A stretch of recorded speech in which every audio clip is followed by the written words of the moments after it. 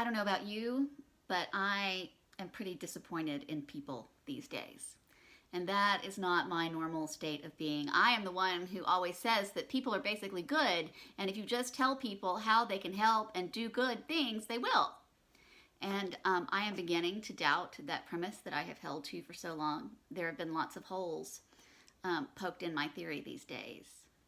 All of the name calling, the hateful language, the lack of respect for people, the lack of concern for the poor, the fact that we have children in cages, the idea that individual needs and beliefs trump the safety and security and the dignity of everyone else, the lack of justice for people of color. And I know that this has been going on for a long time, but there were stupid white people like me who didn't know how bad it really was. And that's not an excuse. That is just the truth. But now we all know how bad it was and how bad it is, and it's still freaking happening.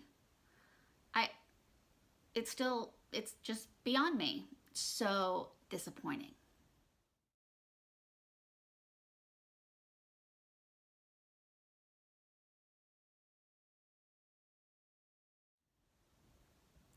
So I'm just very disappointed in people right now.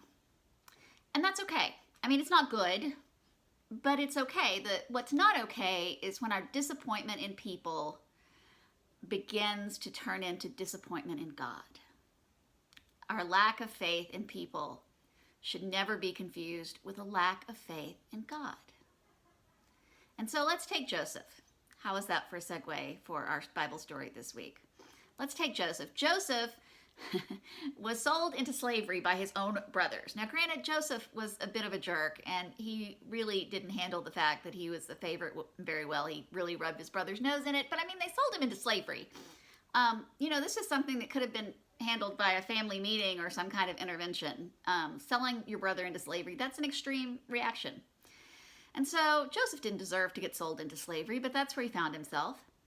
But even after this happened to Joseph, he landed on his feet in a way. He of all the places he could have gone, he ended up in the home of Potiphar, who was a government official in Egypt. And he did well, and he worked his way up to he was basically kind of running the household. And so he really kind of turned things around as well as he could, did the best he could in his circumstances, until Potiphar's wife makes a pass at him. Joseph does the right thing, he refuses, and then Potiphar's wife falsely accuses him of sexual assault, and he gets sent to jail. You know, one of my most oft uttered prayers is, I know you're at work here somewhere, God, but hell if I know where it is. Now, some might not call that a prayer, you might call it more of a complaint, but the fact that it affirms my belief that God is at work in the situation, no matter what the situation is, I'm calling it a prayer.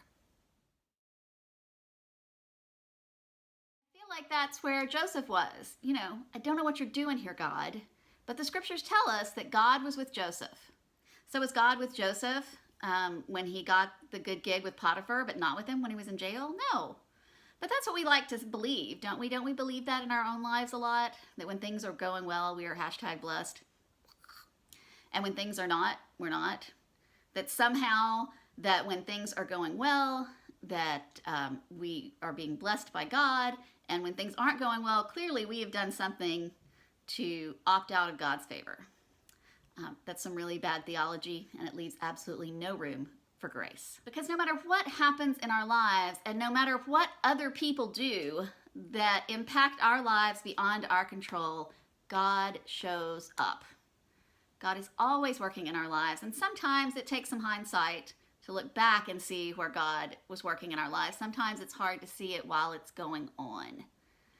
Sometimes the way that God works in our lives is that we make it through. I have to imagine that God is sometimes like a personal trainer, that after we've been through hell and back, and we look up and like, God, where were you? You know, one of the personal trainer's favorite lines is when their clients complain about how hard it was or how sore they are. Their favorite line is, you didn't die, did you?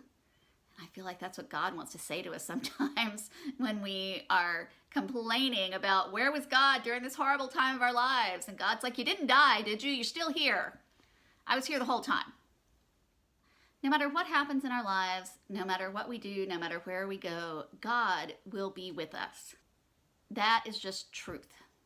It is also truth that there will be people who will fail us and disappoint us and even hang us out to dry. And we should never confuse God with people. God is not people. People will let you down, but God will never fail you. Isaiah 2:22 says, "Stop trusting in humans who have but a breath in their nostrils. Of what account are they?"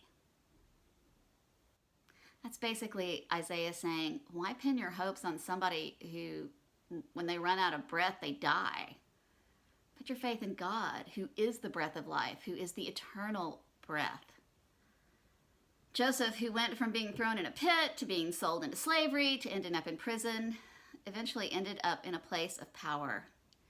And he had the power to exact revenge on his brothers who threw him into slavery and told his father he was dead. But he didn't do it. He did play a bit of a trick on him. He did play a bit of a trick on them, and who could blame him for that? But after that, he welcomed them, he fed them, and he reunited his family. So even though people disappoint us and discourage us, let's not become disappointing and discouraging people. Let us not run away from God, but turn to God, so that we might be the kind of people who reach out to feed people, to offer reconciliation, and to reunite our communities.